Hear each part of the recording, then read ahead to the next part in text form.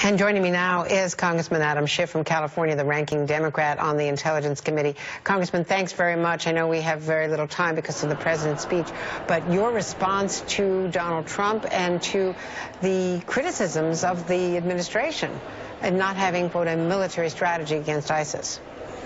Well, I think Donald Trump every day demonstrates just how unfit he is for any office, but especially for the presidency, because the things he says about Islam, the fact that his statements would really try to take on an entire religion, make an entire religion an enemy or adversary of the United States, are deeply destructive, and I think the president laid out exactly why. It's vital for us to have good cooperative relationship with our Muslim allies in the fight on the ground in places like Syria and Iraq.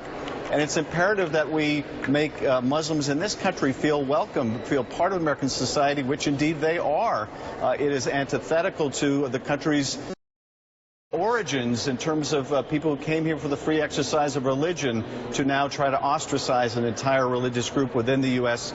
and around the world. So I think it's exactly the wrong strategy, and I think he has displayed yet once again how dangerous it would be for this country to make him the commander-in-chief. And briefly, the House is going to be briefed by the top FBI and national security officials on Orlando. What is your concern about the FBI perhaps missing a beat on Mateen? Well, I think we have an important oversight responsibility to look into those prior FBI investigations and determine whether anything else might have been done. That's what we're going to do. We may end up at the same conclusion that Director Comey has arrived at, which is there was nothing more that could have been done here.